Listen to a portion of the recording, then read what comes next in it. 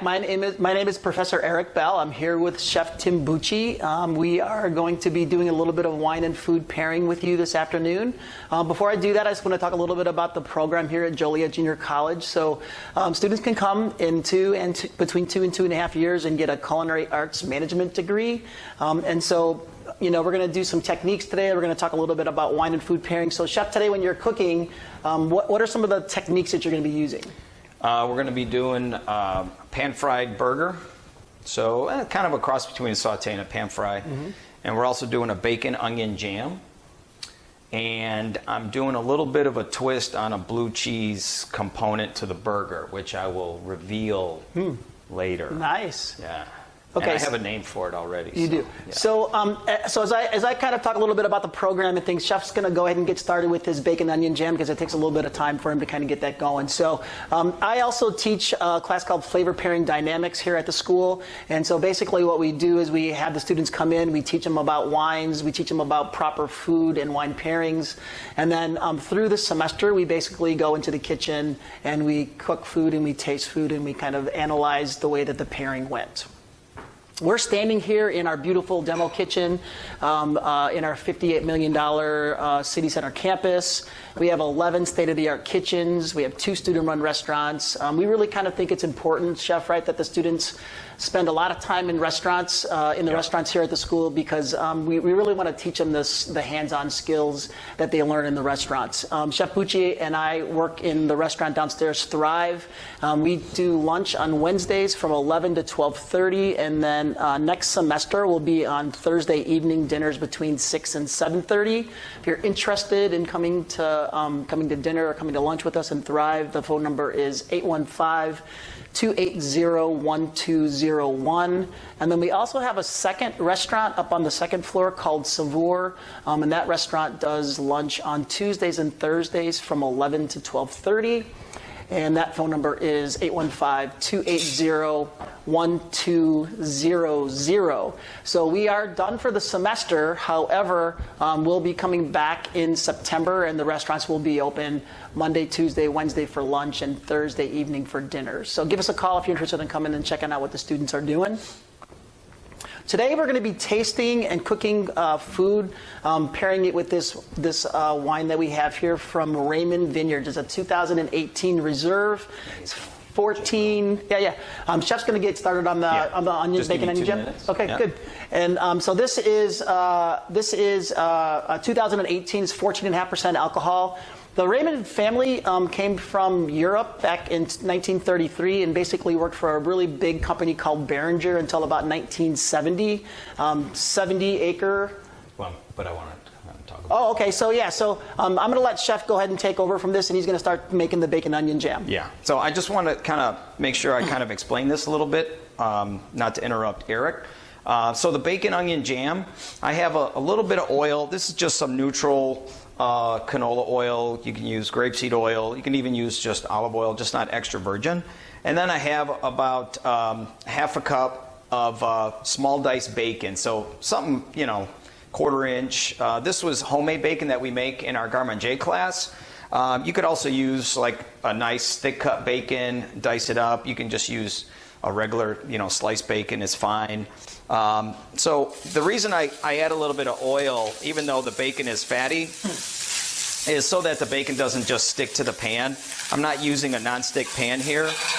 So you could see that, the bacon isn't sticking. I can kind of flip it around. If you don't add that oil, it's going to start sticking.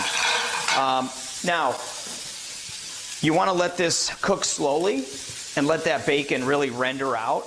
I'm going to use a little bit of the bacon grease to toast my brioche buns in a little bit. So after this bacon gets nice and crisp, then I'm going to add 1/3 cup of minced onion, just regular white onion.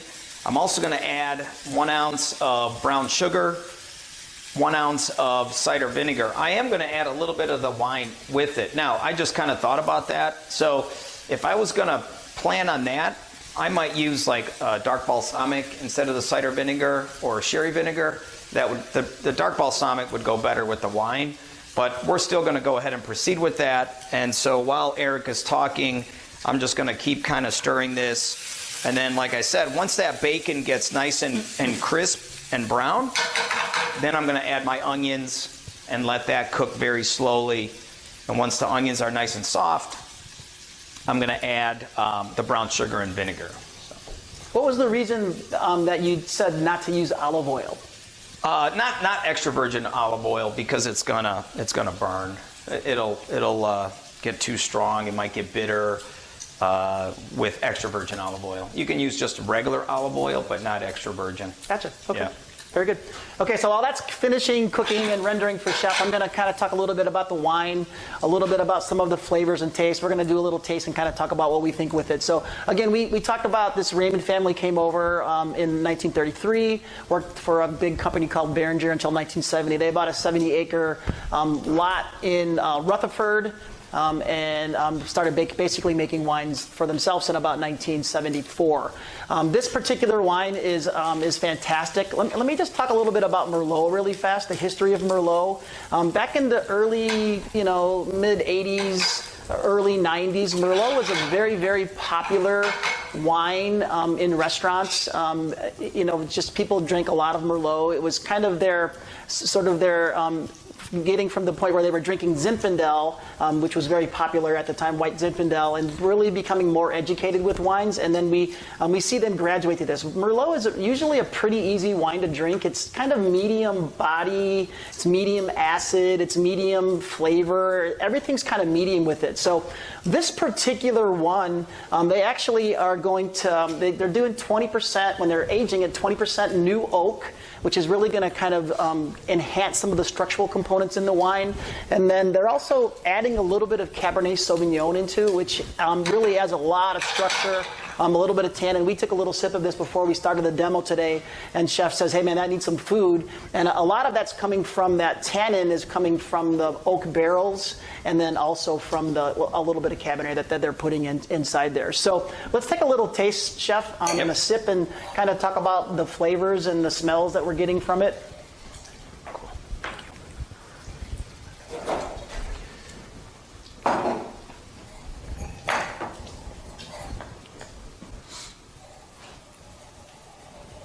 So right up front for me, a lot of black fruit, plum, currant, and then I can smell the wood flavors in this. A little bit of some kind of oakiness to it. Has it softened up a little bit for you? What? You smell the oak? It has, yes. One thing I just want to... Yeah. So you can see the bacon is getting nice and golden brown. Now, when I added the bacon, you noticed that it started sizzling, so I did have my pan heated beforehand. Rule of thumb, heat your pan, heat your oil, add your product, no matter what you're adding. So I'm just going to take out a little bit of this bacon grease, and I'm just going to take out a little bit, because you don't want the jam too greasy. I'm going to brush my brioche buns with some of that bacon grease.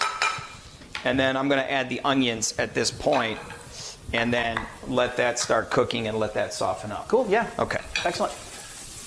So again, for me with the taste, definitely that you can really kind of get the structural stuff going on there with that French oak and that little bit of Cabernet that they've added to it. It's really building structure, making this one of the a Merlot that doesn't taste like a typical Merlot. I always tell people Merlot is kind of medium everything, and it's kind of, for me, a little bit wishy-washy. This one definitely, with that additional Cabernet and that additional, the oak barrel aging that they do, it's really adding some really nice structure to it. So really beautiful blueberries, blackberries, lots of black fruit going on here, guys. A little bit of an herbal, sort of floral sort of taste to it. In my mouth feels a little bit medium to full-bodied. There's a really, really nice acid after I swallowed it. I didn't taste the acid, but I kind of felt the acid afterwards, where it sort of made my mouth water a little bit after the fact. So that was really nice. What do you think, chef? It was delicious. Much better after it had a chance to sit and kind of open up and breathe. Yeah, so this is a 2018. It's been in the bottle for about 4 years, so something that we might want to, open up if we were having a party and using this particular wine. Might want to open it up a little bit, let it sit, or if you had a decanter at home, you could decant it. So once we get the bacon onion jam finished, Chef, what is it that we're going to be cooking today?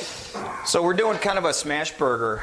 I have a couple patties they're like maybe 3.5 ounce, 4 ounce patties that I just really pressed between some patty paper. You can use wax paper, parchment paper, you can do plastic wrap. Pretty thin. Now, with that being said, since they're so thin, I already have my pan heating up. These are going to cook in about 2 minutes, 2 to maybe 3 tops. So we want a good high heat here once we get them going. Good hard sear, get a good crust going. I want the little crispy edges, you know, little texture, but I don't want to overcook the burger. So high heat to get some good browning, but without overcooking the inside. And then, so what are you using for your hamburger? This is ground. We grind it in house. Mm-hmm. Most of it is chuck, ground chuck. Some other there might be a little bit of short rib or a little bit of brisket or other fat from like our strip loin that we fabricate. You know, it has a good fat content. Ground chuck, you know, if you just get ground chuck, 75-25, 70-30, if you want that really good juicy burger. If you're looking for something a little leaner, ground sirloin is good. Ground round is even leaner. Mm-hmm. If you're going to use those because you want to cut out fat or cholesterol, I don't recommend cooking them well done because you're cooking out all the fat.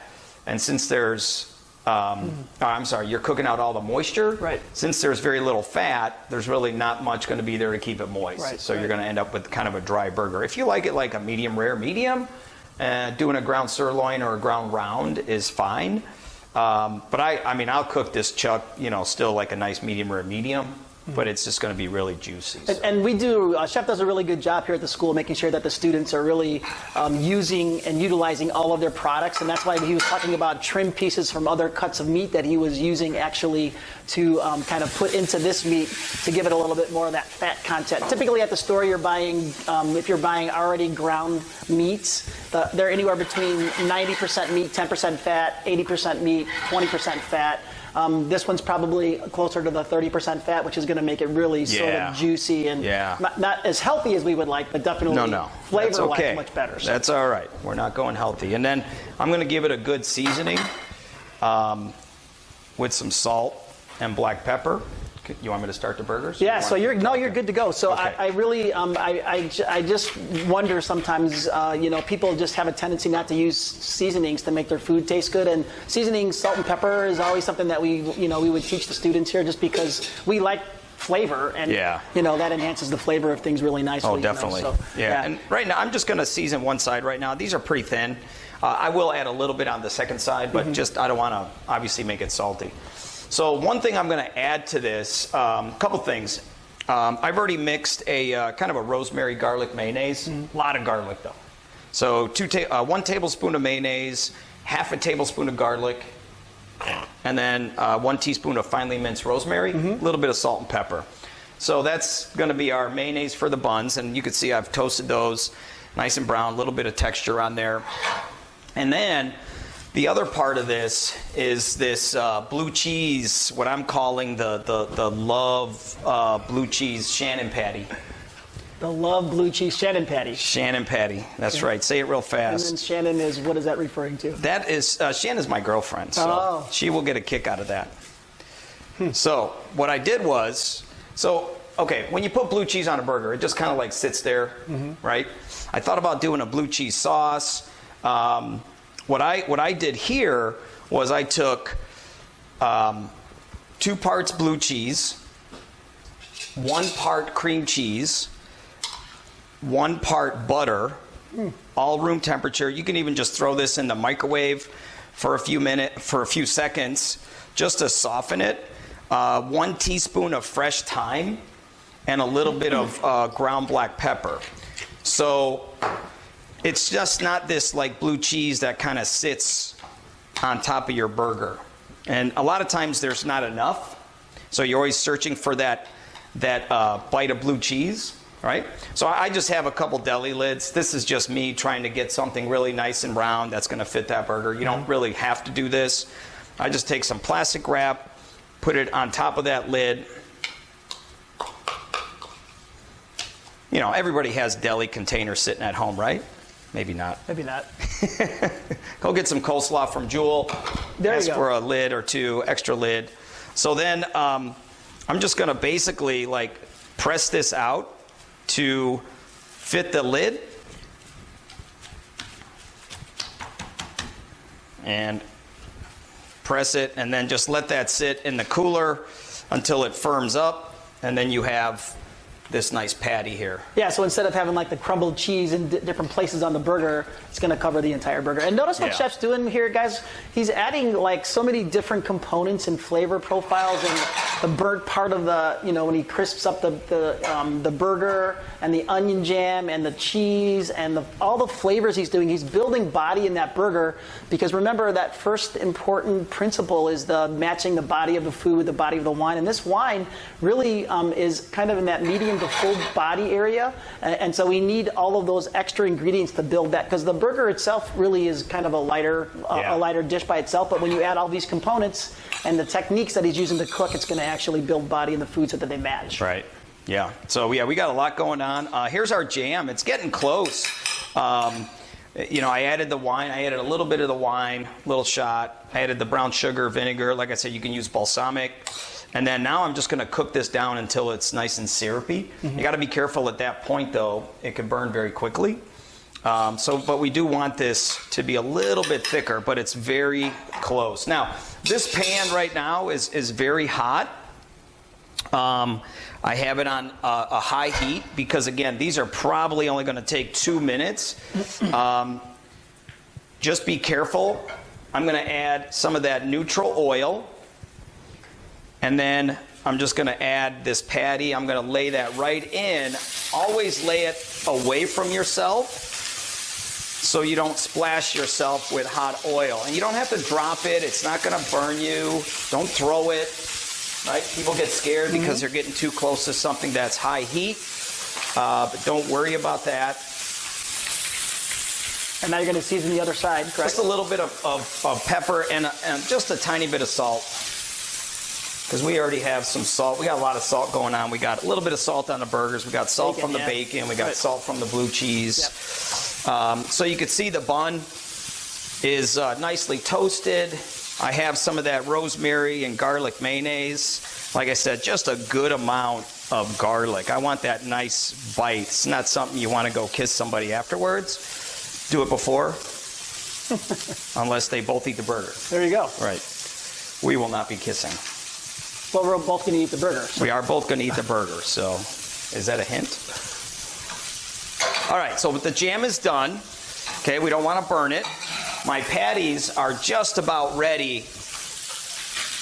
And again, when you do this, kind of like turn it away from you, and then you don't have to worry about splashing yourself. So you can see that beautiful crust. That's what we're looking for, okay? High heat, very quickly, good browning. A lot of people call that caramelization. The correct term would be Maillard browning, when you're browning sugars in the presence of amino acids. If you're just talking caramelization, you're typically talking just sugar. Right. So, but just to get a little bit technical, then that's already done. So I want to keep these kind of like medium rare, medium. Right? Good crispy edges. Take those out. Don't forget to turn your pan off. Me, I would save that fat and use it to brush a bun or bread later. That's some good rendered beef fat there. And then we're ready to build our burger. So I'm going to start building our burger. I just took the patties. You want to build this when it's still hot because I have that rosemary garlic mayonnaise and then this patty. Now, it's already, you can see it's already soft. You don't want it ice cold. If you let it temper a little bit, look at, that's the love patty. Perfect. Yeah, right there you go, man. Look at that, huh? Love Patty Shannon right there. Yeah. Then we're going to top that with some of our jam. So you got sweet, sour, you've got the salty blue cheese, you got that pungent, just pungent garlic, a little bit more aioli on top. And then we're going to top it with some peppery arugula. You got sweet, sour, salty, a little peppery, and that is our burger. It's beautiful. Something you want to just like talk nice to it. And so do you want to cut? Yep. And then, so just so everyone knows, we're here for our students. If you want to come to school, we have lots of places that students can work, whether that would be in a restaurant or a hotel. You can do food service for catering companies. You can go into hospitals and work in healthcare. We have people that are now going into doing scientific research and creating recipes for large companies. After COVID and all this, these restaurants are opening back up again, and they're really truly looking for students to come and for employees to come and work for them. They're having a really difficult time doing that. So we're here for you. We have scholarships available for you. If you are interested in coming to visit Chef and I in the restaurant, we're open back in September. We'll be back open again in Thrive Restaurant. 815-280-1201 is the phone number. If you're interested in taking classes here at Joliet Junior College, you can call 815-280-1255. Or you can email drandall, that's DRANDALL @jjc.edu. And our secretary, Deetra, will set up a schedule for you with one of our advisors. So let's do a little taste, Chef, and see what we think with the Merlot and the... Look at that. What do you want to call this burger? The Bucci Smash Burger. Bucci Smash Burger. And so, this is really something like I would, you would go to a really nice restaurant and get a burger like this with all these different flavor components on it and stuff like that. And I know we're going to make a mess now, but I'm gonna take a drink of my wine first, and then we're going to take a taste of the burger. Just want to cleanse my palate a little bit. Oh my! And the wine's even getting better now. Don't get any on your coat. Yeah, I know, right?